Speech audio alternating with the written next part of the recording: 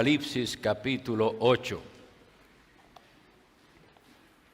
Si usted usa la Biblia que está ahí en la banca, es la página 1288. Y para los que usan otra versión, les recuerdo, yo uso la Reina Valera de la Sociedad Bíblica Trinitaria. Entonces, hay algunas variaciones a veces en la traducción de las palabras. Apocalipsis 8. Leamos, por favor, los primeros 6 versículos.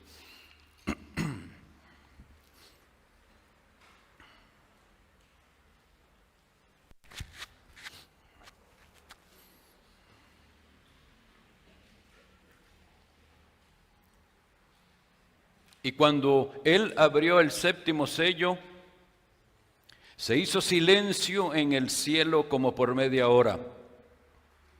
Y vi a los 7 ángeles que estaban de pie delante de Dios, y les fueron dadas 7 trompetas. Y otro ángel vino y se puso de pie delante del altar, teniendo un incensario de oro. Y le fue dado mucho incienso para que lo añadiera a las oraciones de todos los santos sobre el altar de oro que estaba delante del trono. Y el humo del incienso con las oraciones de los santos subió de la mano del ángel ante Dios.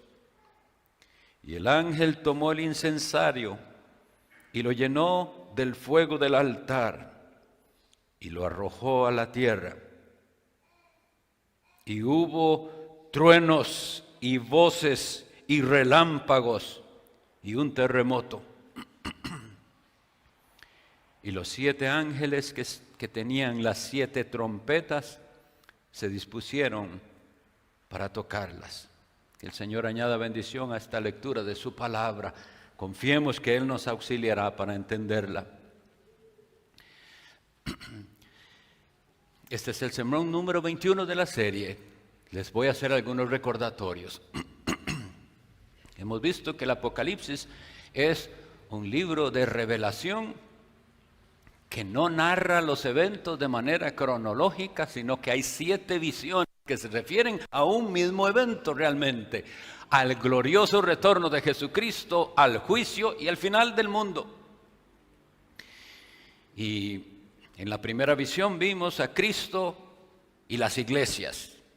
Y el tema ahí era la batalla espiritual de los cristianos. Y recuerden que en cada una de las cartas se decía, al que venciere, el que sea vencedor, para ese son las promesas futuras.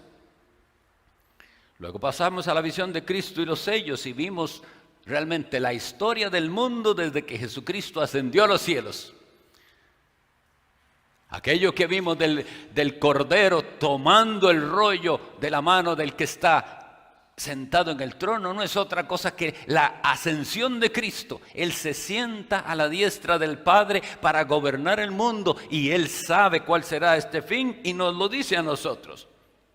Vimos algunas cosas, aquellos caballos de diferentes colores. El primero, que entendimos que era la propagación del Evangelio por medio de la iglesia, eso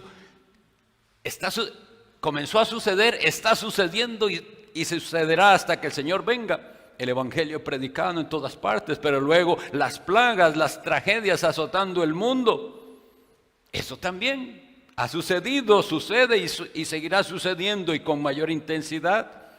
Los cristianos sufriendo, los vimos clamando a las almas debajo del altar, diciendo ¿hasta cuándo? Eso ha sucedido, sucede y seguirá sucediendo hasta que Cristo venga. Pero teníamos un asunto. Faltan por entrar, faltan siervos de Dios de ser sellados. Esos son los que perseverarán hasta el fin, los sellados por el Espíritu Santo. Y ahora entramos pronto a otra perspectiva, a otra visión. Pero faltaba hablar sobre el séptimo sello que está aquí descrito. Y dice aquí que cuando él abrió el séptimo sello de aquel rollo, se hizo silencio en el cielo como por media hora. Y quisiera entonces que consideremos brevemente, porque no puedo ahondar demasiado en el tema, el silencio y sus posibles significados. ¿Cuándo es que hay silencio? Cuando se acaban nuestros argumentos, cuando ya no tenemos nada que decir, hacemos silencio. Quisiera leer lo que dijo Job en el capítulo 40 del libro de Job. Leemos lo siguiente, los versículos 4 y 5. He aquí, yo soy vil. ¿Qué te responderé? Mi mano pongo sobre mi boca. Una vez hablé y no responderé, aún 2 veces y no añadiré más. Esa es una de las razones por silencio. Cuando se nos acaben nuestros argumentos que tenemos de el por qué esto y por qué lo otro. En la tarde veremos un poquito de la historia de Job, porque el pasaje es con respecto a Job. Y mucho Job preguntó ¿por qué? Pero este Dios soberano del cual estamos aprendiendo en la escuela dominical no le tiene que dar razones al hombre de por qué. Pero si usted lo conoce y lo ama, usted confía en que Él sabrá por qué. Pero este es un silencio necesario cuando nosotros entonces decimos, voy a callar ante la soberanía y sabiduría de Dios. Como dice Él, una vez sí hablé, ya 2 no. Me pongo la mano en la boca. El Salmo 62:1 nos dice algo que es parecido y dice, en Dios solamente está en silencio mi alma, de Él viene mi salvación. Tiene que llegar a cada ser humano ese momento de silencio en que usted ya deja de argumentar y de reclamar y de cuestionar y esperar que la misericordia de Dios le alcance a usted. En silencio, dice, está mi alma. En el libro de las Lamentaciones dice el profeta Jeremías, Lamentaciones 3:26, bueno es esperar en silencio la salvación de Jehová. ¿Esperarla cómo? En silencio. Y luego, cuando nos dice que es bueno para el hombre las aflicciones, cosa que no podemos entender, nos dice, es bueno que se siente solo y calle, porque es Dios quien se lo impuso. ¿Lo han leído? Está en Lamentaciones 3:28. Lo que el mundo no ve bueno, Dios dice, eso es bueno. Que se siente, que esté solo y que calle. Dios es el que le ha impuesto las circunstancias para que usted esté en silencio. Vivimos en una época en que la gente no puede estar en quietud y en silencio, no puede. Bueno, ustedes saben la batalla que damos contra nosotros mismos porque estamos acostumbrados a la informalidad, al desorden, al ruido. Y entonces, ¿por qué en todo negocio comercial que usted entre tiene que haber música y a alto volumen? ¿A cuál negocio o restaurante o lo que sea entra usted que haya quietud y silencio? No hay, hermanos, es que no hay. Porque se necesita, se está más bien evitando algo. Se evitan los espacios de reflexión para escuchar su propia conciencia. Esa es la realidad. Y ahora nosotros, las iglesias, hemos tropezado complaciendo al mundo, haciendo las cosas como al mundo le gusta y haciendo los cultos como al mundo le gusta. ¿Y cómo le gusta al mundo? Ruidoso y entretenido.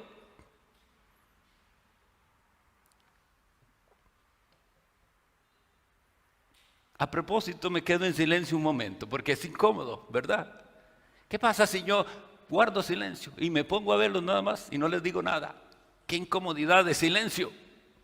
Bueno, nosotros iniciamos nuestros cultos con un silencio breve.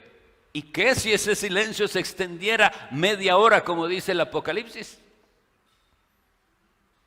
Es incómodo para el corazón humano el silencio, porque nos lleva, como les digo, a tener que escuchar eso que llevamos ahí, la conciencia, que es la imagen de Dios en nosotros, la cual todo mundo tiene, pero que ha sido callada y en algunos casos cauterizada por nuestros mismos pecados. El silencio también sirve para reconocer la grandeza de Dios y su justicia. El profeta Habacuc dice en Habacuc 2:20, mas Jehová está en su santo templo, calle delante de él toda la tierra. Deberíamos hacerlo, poner ese versículo a la pura entrada, porque nosotros entendemos que un edificio no es el templo de Dios, eso es un edificio. ¿Qué es lo que lo hace templo de Dios? ¿Qué es lo que lo hace casa de Dios? Que estamos reunidos en el nombre de Jesucristo, el Hijo de Dios, único mediador entre Dios y los hombres. Y Él dijo, donde estén reunidos en mi nombre, ahí estoy yo. Pero la presencia de Dios, la gente a veces no la creen o la irrespetan. Silencio. Y miren Zacarías 2:13, para que vean la conexión con lo que nosotros estamos hablando. Zacarías 2:13 dice, calle toda carne delante de Jehová, porque Él se ha levantado de su santa morada. ¿Cómo es este lenguaje? Se levantó Dios, y Dios va a hacer algo. Imaginémoslo. Esto es lo que hace que nosotros tengamos que callar, porque dice, calle toda carne delante de Jehová. No más argumentos contra Dios, porque Él lo sabe todo. Sabe lo que hacemos y sabe lo que no hacemos. Conoce no solo lo que hacemos, sino por qué lo hicimos. No lo podemos engañar a otros, podemos aparentar ante otros. Incluso es tan triste que hasta podemos engañarnos a nosotros mismos y convencernos de que todo está bien, y no es así.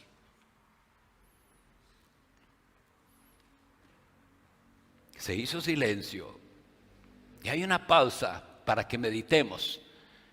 Nos dice Dios, de lo que hemos visto, mi hermano, son 21 sermones. ¿Qué ha producido eso en su corazón? ¿Tiene usted un mejor concepto de la clase del Dios al que adoramos? ¿Teme usted más a Dios viendo que el juicio es inminente? Y vi a los 7 ángeles que estaban de pie delante de Dios y les fueron dadas 7 trompetas. En la Sagrada Escritura hay en hebreo, en el Antiguo Testamento hebreo, hay 2 palabras para trompeta. Son parecidas, no iguales, y a veces se usan indistintamente. Una de ellas es shofar, eso que ustedes ven que se ha puesto de moda en algunas partes, es un cuerno de carnero. Esa usualmente es traducida como bocina, pero también como trompeta. Y la otra es Hatzeró. ¿Y por qué les digo esto? Por ver en el Antiguo Testamento por qué eso se hacía y qué significaba. Eso nos va a dar luz para entender lo que viene en la siguiente visión. En el profeta Oseas, el profeta usa las 2 palabras. Y dice así, Oseas 5:8. Tocad bocina en Gabá, trompeta en Ramá, gritad en Betabén, detrás de ti, oh Benjamín. Él usa las 2 palabras porque realmente lo que quiere decir es, realmente no es tan importante cuál instrumento se está tocando, sino el propósito con el que se está tocando. Ese shofar o esa trompeta tienen un propósito y es un sonido de alarma Tocad bocina en Gabá, trompeta en Ramá. Y el otro, lo que sigue nos dice, ¿para qué? Gritad en Betavén. Es decir, si usted no tiene ni trompeta ni shofar, grite, pero haga algo, alértele a la gente lo que va a suceder. Eso es lo que realmente se nos quiere decir. Entonces vemos que las trompetas se utilizaban para anunciar convocaciones. Les leo lo que dice Números 10:2. Dice Dios a Moisés: hazte 2 trompetas de plata, las harás labradas a martillo, te servirán para convocar a la congregación y para hacer mover los campamentos. Y en Levítico 23:24 dice: habla a los hijos de Israel y diles: en el mes séptimo, el primer día del mes, tendréis sábado, es decir, reposo. Una conmemoración al son de trompetas, una santa convocación. Entonces las convocaciones podrían ser para una solemnidad o para un llamado a la guerra, pero también como un aviso o advertencia. Dice Isaías 18:3, presten atención, es la palabra de Dios. Vosotros, todos los moradores del mundo y los habitantes de la tierra, cuando se levante bandera en los montes la veréis, y cuando se toque la trompeta la oiréis. No nos podemos tapar los oídos, pero esa es realmente la actitud de muchos. Las cosas pasan y no parecen tener efecto. Nos hemos acostumbrado al pecado y a las consecuencias del pecado que nos rodean. Pero dice Jeremías 4:19, que es la actitud que ustedes, hermanos míos, y yo deberíamos tener. Jeremías 4:19, él dice: mis entrañas, me duelen las paredes de mi corazón ruge dentro de mí, no callaré, porque sonido de trompeta has oído, oh alma mía, pregón de guerra. Los juicios de Dios se han venido manifestando durante toda esta era. Nosotros leímos ahora en Hebreo, en los finales de los siglos, estamos en los finales de los siglos, desde que Cristo ascendió a su trono a la diestra del Padre. Pero el mundo sordo y nosotros nos hemos vuelto sordos. Por eso es tan importante, hermanos, que demos importancia a esto, que le demos la importancia que tiene, quiero decir, porque el apóstol Pedro anunció: es tiempo que el juicio empiece por la casa de Dios. Si ustedes y yo decimos ser cristianos, por aquí empieza el juicio de Dios. Y nosotros no decimos: bueno, eso para ellos. No nos excluimos. Tenemos que tener la actitud de Jeremías, decir: me duelen las paredes de mi corazón. Y lo que vemos nosotros es un mundo insensible y una iglesia insensible también. Porque las trompetas nos darán anuncios y debemos atender esos anuncios. Algunas personas lamentablemente esperan oír trompetas físicas y de veras esperan un día oír: y esta es la tal trompeta. El significado es espiritual. Y Dios hará que estas trompetas sean oídas hasta por los sordos. Esas trompetas anuncian, ¿saben qué? La presencia de Dios. Él viene. Cuando Él vino la primera vez me refiero a cuando Él dio su santa ley en el Sinaí, nosotros leemos en Éxodo 19:16.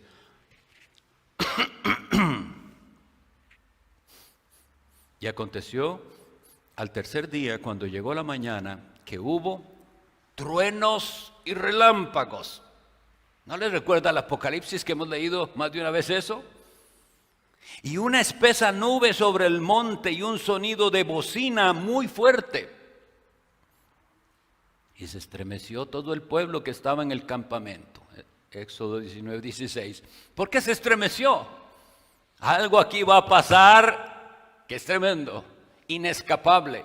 Dios viene y se manifiesta en fuego en aquella montaña. Y dice luego Éxodo 20:18, todo el pueblo percibía los truenos y los relámpagos y el sonido de la bocina, trompeta, y el monte que humeaba, y viéndolo el pueblo temblaron y se pusieron a lo lejos.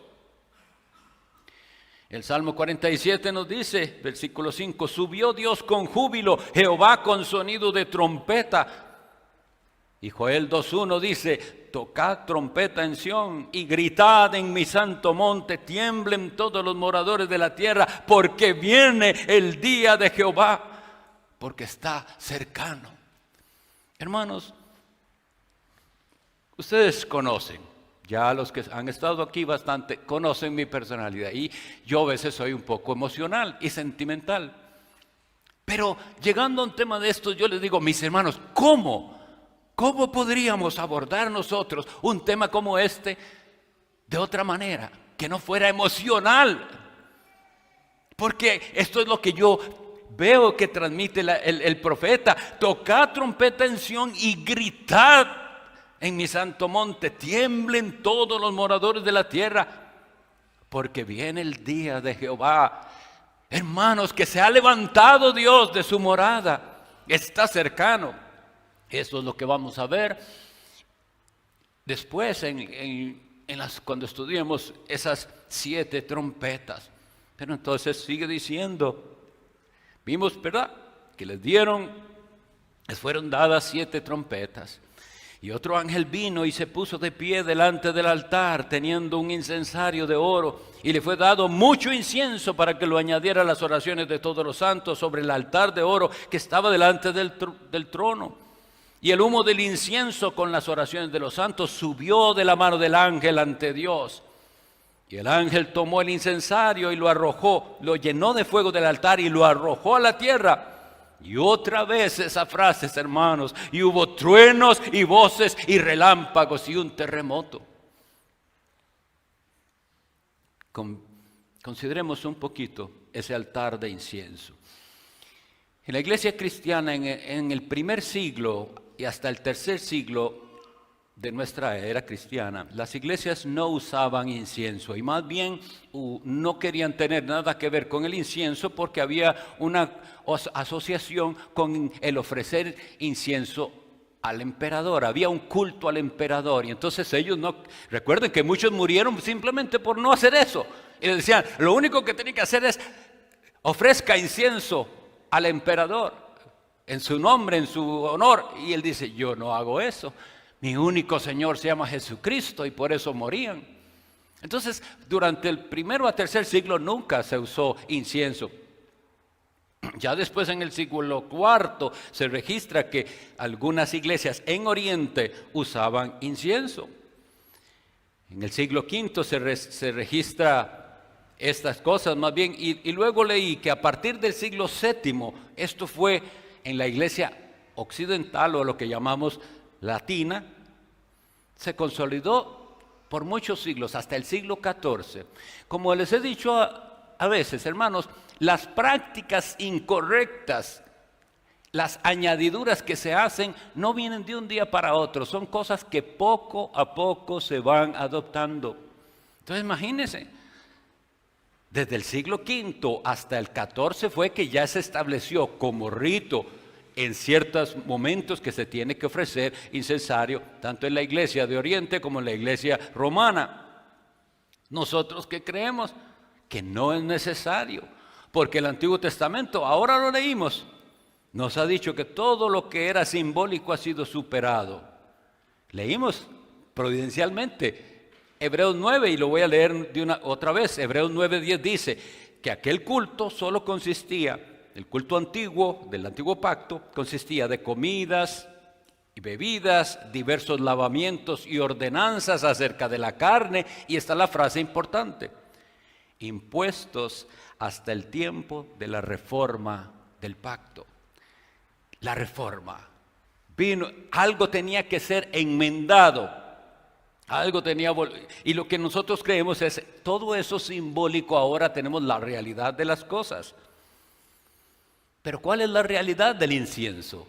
¿Y ¿Qué significa ese altar de incienso y esos incensarios?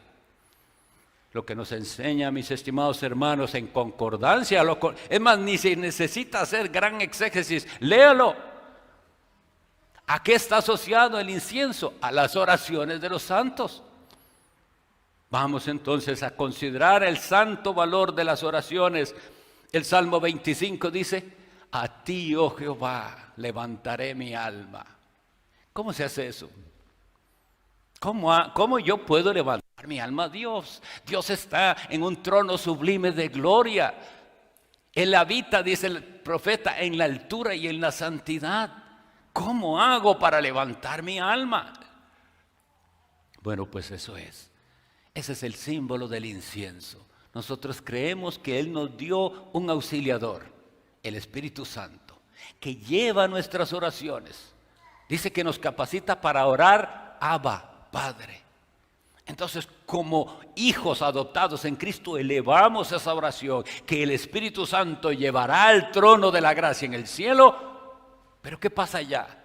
A la diestra de Dios, Jesucristo, nuestro mediador, hace perfectas esas débiles y torpes oraciones a veces, y son recibidas en el trono de Dios. Ese es el incienso que nosotros elevamos.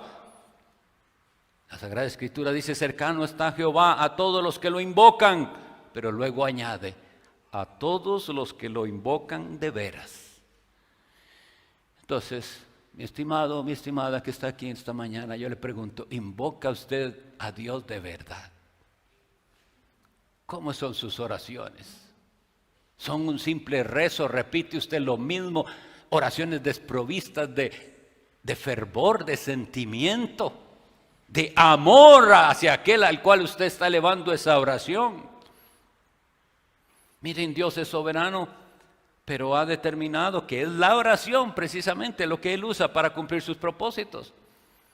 Recientemente les di esta enseñanza a las hermanas, un pequeño repaso.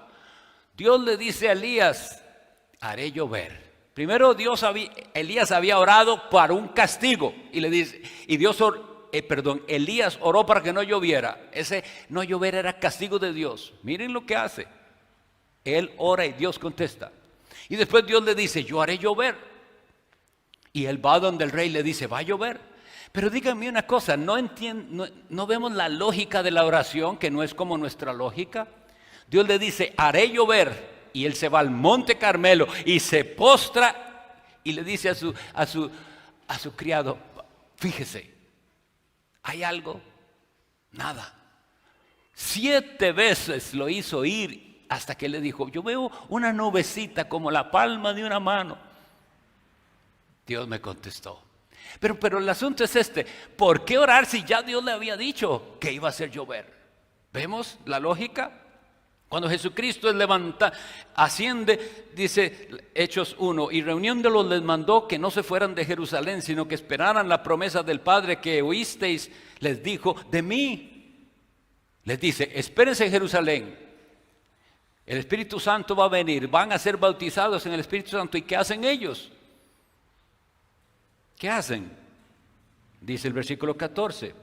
Todos estos perseveraban unánimes en oración y ruego con las mujeres y con María la madre de Jesús y con sus hermanos. 40 días de orar por algo que Dios les prometió. Esa es la lógica de la oración. Si Dios lo prometió, ore por eso hasta que Dios se lo dé. Pero el verdadero cristiano no hace eso. Ve una promesa y se alza de hombros y dice: bueno, Dios lo prometió, ahí lo enviará a Él. No es la actitud, sino que sabemos que son nuestras oraciones el medio que Dios está usando para el cumplimiento de sus propósitos.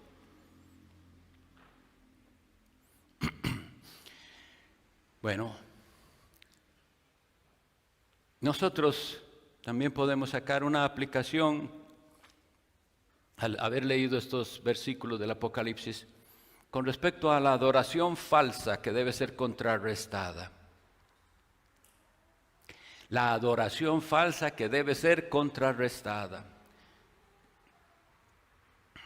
Dice el segundo libro de Crónicas, capítulo 13, versículo 12, dice así: y he aquí, Dios está con nosotros por cabeza, y sus sacerdotes con las trompetas de alarma para que suenen contra vosotros, oh hijos de Israel. No peleéis contra Jehová, el Dios de vuestros padres, porque no prosperaréis. Nos adentraremos al estudio de las trompetas, los 7 ángeles que tocarán sus trompetas, y nosotros debemos entonces ser los que llevan el mensaje de esas trompetas a este mundo y decirles: no les va a ir bien si no atienden la voz de Dios, las advertencias de Dios. Lo triste es que muchos no van a atender el llamado. Esto dice Jeremías 6:17. Les ruego su atención. Desperté también sobre vosotros centinelas que dijeran: escuchad el sonido de la trompeta. Y dijeron: no escucharemos. ¿Y recuerdan? Esto está después de aquel versículo en el que el profeta le dice: paraos en los caminos y mirad, preguntad por las sendas antiguas cuál sea el buen camino, y andad por él y hallaréis descanso para vuestras almas. Y ellos respondieron: no andaremos. Y es después de ese llamado que leemos esto: desperté también sobre vosotros centinelas que dijeran: escuchad el sonido de la trompeta. Y dijeron: no escucharemos. Estamos estudiando el Apocalipsis y algunos en su corazón no han recibido todavía la palabra. Están diciendo: no voy a escuchar, no voy a hacer ni a responder a ese llamado, porque implica dejar mi propio camino, implica dejar de hacer lo que yo quiero hacer para someterme a ese Rey Jesucristo. Pero yo debo anunciar que la trompeta final un día levantará a los creyentes. Y dice así, 1 Corintios 15:52. En un momento, en un abrir y cerrar de ojos, a la final trompeta, porque se tocará la trompeta y los muertos serán resucitados sin corrupción y nosotros seremos transformados.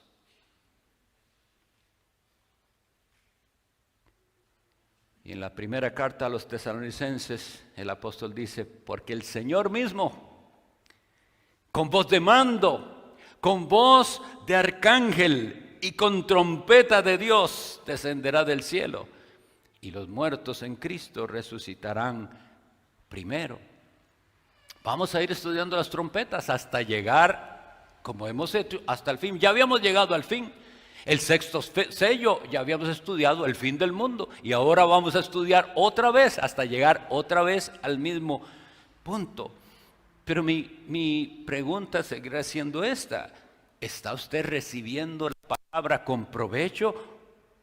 ¿O va a decir como estos que le respondieron así al profeta Jeremías: no oiremos, no andaremos? Porque si usted sí atiende el llamado, entonces usted verá la importancia que tiene el incienso. Usted será uno de los que se une a elevar incienso todos juntos a Dios en nuestras súplicas, súplicas por nuestras propias almas, súplicas por nuestra familia, súplicas por aquellos que rechazan el evangelio, súplicas por los que sufren, súplicas por los que están desesperados. Todas esas se unen y miren, Dios va a auxiliar nuestras oraciones. Los ángeles están involucrados de alguna manera en esto, porque Él toma ese incensario que ha activado con el fuego del altar y lo arroja. Bueno, la Sagrada Escritura nos dice en el profeta Zacarías algo que, si ustedes me han entendido lo que dijo, verán la conexión. Derramaré sobre la casa de Judá espíritu de gracia y de oración.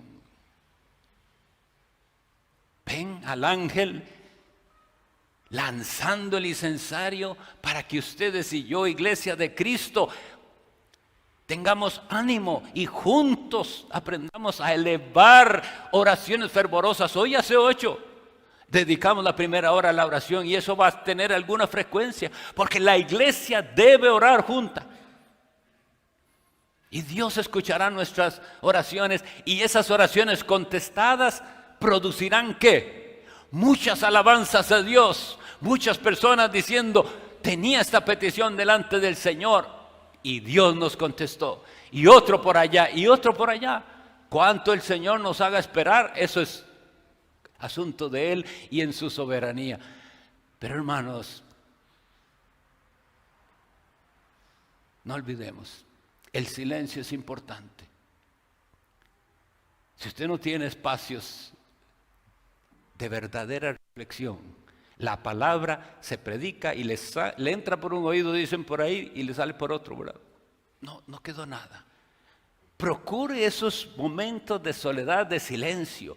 Eleve oraciones a Dios y esté preparado cuando escuchamos el sonido de las trompetas. Oremos. Señor Dios Todopoderoso,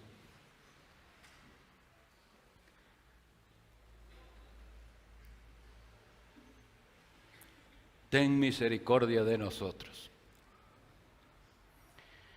Perdónanos cuando hemos entrado a este lugar y hemos estado inconscientes de que tu presencia es real aquí. Cada uno de nosotros sabe que podemos mejorar. Perdónanos y límpianos de esa informalidad, de esa actitud descuidada, de ese rechazo de tu palabra. Santo Espíritu de Dios, actúa en nuestros corazones para que seamos verdaderos adoradores, para que el incienso de nuestras oraciones suba hasta el trono de Dios.